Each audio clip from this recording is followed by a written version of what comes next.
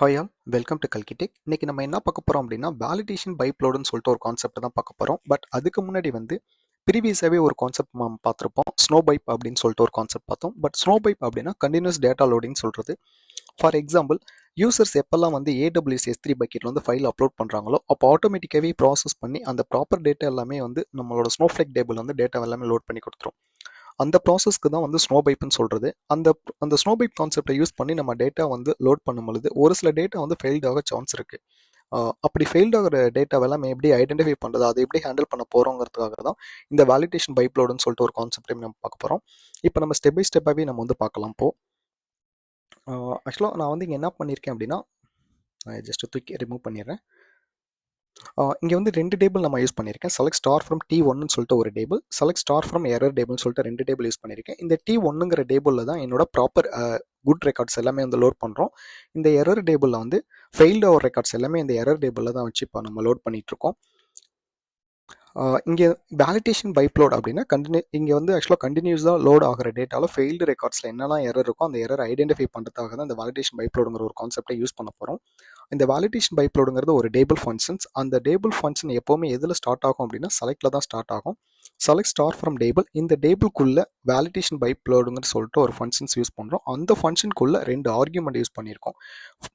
Pipe நேம்னு சொல்லிட்டு ஒரு argument, first argument. Second argument start டைம்னு சொல்லிட்டு யூஸ் பண்ணியிருக்கோம்.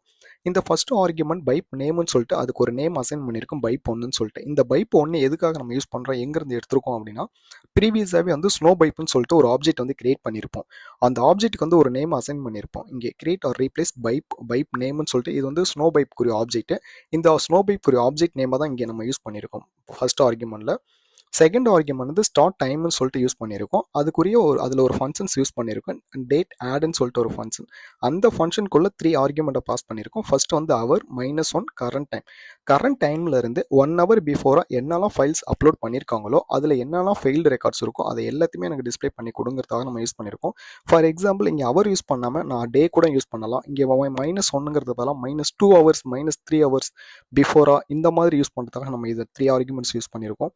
இப்போ நான் இதை எக்ஸிக்யூட் பண்ணுறதுக்கு பிஃபோராக நான் இன்னும் ஃபைல்ஸ் எதுவுமே அப்லோட் பண்ணலை AWSல. இப்போ நம்ம ஃபைல்ஸ் அங்கே அப்லோட் பண்ணிடுவோம். ஏன்னா அப்லோட் பண்ணதுக்கு அடுத்து நான் இங்கே எக்ஸிக்யூட் பண்ணேன் அப்படின்னா அது ஆட்டோமேட்டிக்காகவே நமக்கு இங்கே எரர் டேட்டா டிஸ்பிளே பண்ணி கொடுக்கும். இப்போ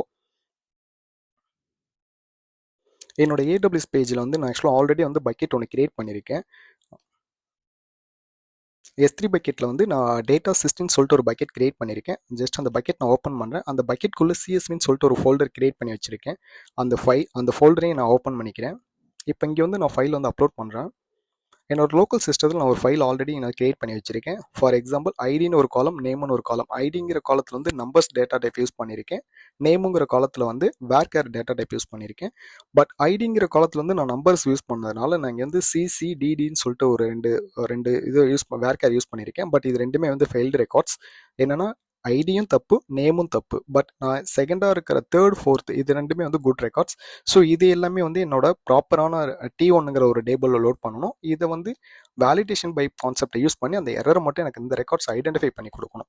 ஸோ அதுக்காக தான் நான் யூஸ் பண்ணியிருக்கேன். நான் இப்போ இந்த ஃபைலை இங்கே நான் அப்லோட் பண்ணுறேன் S3 பக்கெட்டில். test.csvன்னு சொல்லிட்டு வச்சுருக்கேன்.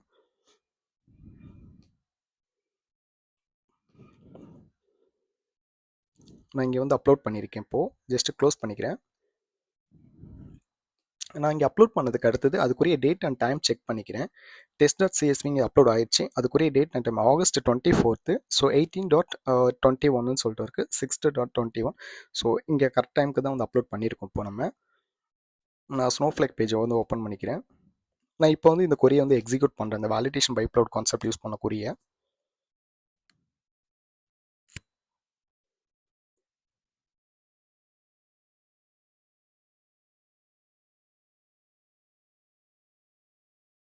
இங்கே பார்த்தோம் அப்படின்னா எனக்கு ஃபைல் நேம் test.csvன்னு சொல்லிட்டு வந்திருக்கு. அடுத்தது பார்த்தோம் அப்படின்னா city.csvன்னு சொல்லிட்டு வந்திருக்கு. ரெண்டு ஃபைல்ஸ் டிஸ்பிளே பண்ணியிருக்கோம். இங்கே ஃபைல் நேம் வச்சு தான் கம்பேர் பண்ணணும், என்னென்ன ஃபைல்ஸ் நீங்கள் அப்லோட் பண்ணுறோன்னு சொல்லிட்டு. நான் இங்கே போய் நான் AWSல போய் நான் செக் பண்ணிக்கிறேன். இப்போ என்னன்னா 24th எந்தெந்த ஃபைல்ஸ் 1 ஹவருக்கு முன்னாடி டிஸ்பிளே பண்ணியிருக்கோங்கிறத செக் பண்ணேன். ஏன்னா அப்படி தான் நான் இங்கே கண்டிஷன் யூஸ் பண்ணியிருக்கேன். என்னோட கண்டிஷன் இங்கே என்ன வச்சிருக்கேன் அப்படின்னா, செகண்ட் ஆர்குமெண்ட்டில் கரண்ட் டைமில் இருந்து 1 ஹவர் பிஃபோராக லோட் பண்ண ஃபைல்ஸோட எரர் எல்லாமே டிஸ்ப்ளே பண்ணணும். பட் இப்போ டைம் வந்து 6:22, எனக்கு வந்து 5:22க்கும் வர எனக்கு என்னெல்லாம் ஃபைல்ஸ் அப்லோட் பண்ணியிருக்கோம் அதில் இருக்கிற எரர்ஸ் எல்லாமே எனக்கு டிஸ்ப்ளே பண்ணி கொடுக்கணும். நான் இங்கே போய் நான் செக் பண்ணிக்கிறேன். ஆகஸ்ட் 23rd 24th இந்த 2 ஃபைல்ஸ் city.csvன்னு சொல்லிட்டு ஒரு ஃபோல்டர் இருக்குது. ஸோ இதில் வந்து கம்பேர் பண்ணோம் அப்படின்னா, நான் இதிலேருந்து செக் பண்ணோம் அப்படின்னா இது ரெண்டுமே ஆவரேஜாக வந்து மோஸ்ட்லி வந்து ஒரு 15 மினிட்ஸ் 15 மினிட்ஸ் கேப்பில் தான் ஆக்சுவலாக எல்லா ஃபைல்ஸுமே இந்த 2 ஃபைலுமே லோட் ஆயிருக்கு. அதனால் இந்த 2 ஃபைலுமே இருக்கிற எரர் தான் எனக்கு வந்து டிஸ்ப்ளே பண்ணுது. இந்த ஃபைல் நேம் வந்து city.csvன்னு சொல்லிட்டு இருக்குது. இந்த ஃபைல் நேம் வந்து test.csv. ஸோ இங்கே நம்ம செக் பண்ணோம் அப்படின்னா இந்த 2 ஃபைல்ஸுமே எரர் இருக்குது. இந்த 2 ஃபைல்ஸுமே ரிஜெக்டட் ரெக்கார்ட்ஸில் போய் பார்த்தோம் அப்படின்னா எதனால் எரர்னு சொல்லிட்டு நமக்கு ஈஸியாக ஐடென்டிஃபை பண்ணிக்கலாம். ஸோ இங்கே பார்த்தோம் அப்படின்னா சிசின்னு சொல்லிட்டு இருக்குது, டிடின்னு சொல்லிட்டு இருக்குது, மும்பை, கொல்கட்டா, பெங்களூர். ஸோ இங்கே இருக்கிற டேட்டா டைப்ஸ் எல்லாமே மிஸ்மேட்சாக இருக்கனால இங்கே வந்து எரர் ஆயிருக்கு. ஸோ இப்படி தான் வந்து எரர் வந்து ஐடென்டிஃபை பண்ணணும். இப்போ நான் வந்து இந்த வேலிடேஷன் பைப்லோட யூஸ் பண்ணி எரர் ஐடென்டிஃபை பண்ணிட்டேன். இந்த எரர் ரெக்கார்ட்ஸ் எல்லாமே வந்து என்ன பண்ணணும் அப்படின்னா, என்னோட எரர் டேபிள்னு சொல்லிட்டு ஆல்ரெடி நம்ம வந்து இங்கே ஃபெயில்டு ரெக்கார்ட்ஸ் எல்லாமே இந்த டேபிளில் தான் இங்கே லோட் பண்ணிட்டு இருக்கோம். நான் ஜஸ்ட் இப்போ இந்த டேபிளை வியூ பண்ணி பார்த்துக்கிறேன். இந்த டேபிளில் எதுவுமே ரெக்கார்ட்ஸ் இல்லை. பட் நான் இங்கே என்ன பண்ணியிருக்கேன் அப்படின்னா, இந்த கொரியை யூஸ் பண்ணி இந்த கொரியை யூஸ் பண்ணி நான் எரரை கண்டுபிடிச்சிட்டேன். எரரை கண்டுபிடிக்கும் போது எனக்கு மல்டிபிள் காலம்ஸ் டிஸ்ப்ளே ஆனிச்சு இந்த ஸ்டார் யூஸ் பண்ணியிருக்கறனால. பட் நான் இதுவே எரர் டேபிள் என்ன பண்ணியிருக்கேன் அப்படின்னா, ஜஸ்ட் 3 காலத்தை மட்டும் தான் நான் யூஸ் பண்ணியிருக்கேன். ஸோ எரர், ஃபைலு, ரிஜெக்டட் ரெக்கார்ட்ஸ்னு சொல்லிட்டு 3 காலம் தான் யூஸ் பண்ணியிருக்கேன். அதனால் நான் என்ன பண்ணியிருக்கேன் அப்படின்னா, இந்த செலக்ட் கொரியில் வந்த அவுட்புட் செட்டை வந்து அப்படியே வந்து நான் எரர் டேபிளில் இன்சர்ட் பண்ணணும் அப்படின்னா இன்சர்ட் ஸ்டேட்மெண்ட் தான் யூஸ் பண்ணணும். இங்கே காப்பி ஸ்டேட்மெண்ட் யூஸ் பண்ண முடியாது. ஏன் அப்படின்னா செலக்ட் கொரி எப்போவுமே வந்து காப்பி ஸ்டேட்மெண்ட் அக்செப்ட் பண்ணாது. இது வந்து ஒரு ரிசல்ட் செட். இந்த ரிசல்ட் செட் அப்படியே கொண்டுட்டு போய் நான் இன்னொரு டேபிள் இன்சர்ட் பண்ணோம் அப்படின்னா இன்சர்ட் ஸ்டேட்மெண்ட் தான் யூஸ் பண்ணணும். அதுக்காக நான் இன்சர்ட் இன்டூ எரர் டேபிள்னு சொல்லிட்டு யூஸ் பண்ணியிருக்கேன்.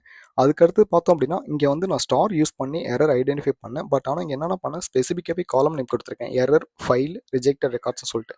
என்னன்னா நான் எரர் டேபிளில் 3 காலத்தை வச்சு தான் டேபிள் கிரியேட் பண்ணியிருக்கேன். அதுக்காக நான் வந்து இந்த 3 காலத்தை மட்டும் நான் யூஸ் பண்ணிக்கிறேன். நான் இப்போ இங்கே என்ன பண்ண போகிறோம் அப்படின்னா, நான் ஆக்சுவலாக இதை அப்படியே இன்சர்ட் பண்ணுறேன். நான் இப்போ என்னோட எரரை அப்படியே வந்து எரர் டேபிளுக்கு நான் இன்சர்ட் பண்ணிக்கிறேன். So number of rows 5 rows inserted. நான் இப்போ போய் எரர் டேபிளில் போய் செக் பண்ணிக்கிறேன் எனக்கு வந்து இங்கே லோட் ஆயிடுச்சான்னு சொல்லிட்டு. ஸோ இங்கே பார்த்தோம் அப்படின்னா எரர் வந்து எதனாலன்னு சொல்லிட்டு எரர் வந்து CC is not recognised. So என்னன்னா இங்கே டேட்டா டைப் வந்து யூஸ் பண்ணியிருக்க டிஃப்ரெண்டாக யூஸ் பண்ணியிருக்கனால நமக்கு ப்ராப்ளம்னு சொல்லிட்டு இங்கே டிஸ்ப்ளே பண்ணிடுச்சு. ஸோ என்னோட 5 ரெக்கார்ட்ஸ் வந்து 6 ரெக்கார்ட்ஸ் மொத்தம் டோட்டல் வந்து 5 ரெக்கார்ட்ஸ் வந்து எரர் ரெக்கார்ட்ஸ்னு சொல்லிட்டு எனக்கு ரிஜெக்டட் ரெக்கார்ட்ஸ் வந்து டிஸ்ப்ளே பண்ணிருச்சிங்க. ஸோ இப்படி தான் வந்து இந்த வேலிடேஷன் பைப்லோட யூஸ் பண்ணி நம்ம எரர் ஐடென்டிஃபை பண்ணி எரர் டேபிள் வந்து லோட் பண்ணணும். ஸோ இதில் ஏதாவது டவுட்ஸ் இருந்துச்சு அப்படின்னா நீங்கள் கமெண்ட்டில் மென்ஷன் பண்ண நான் கண்டிப்பாக ரிப்ளை பண்ணுறேன். So thanks to all.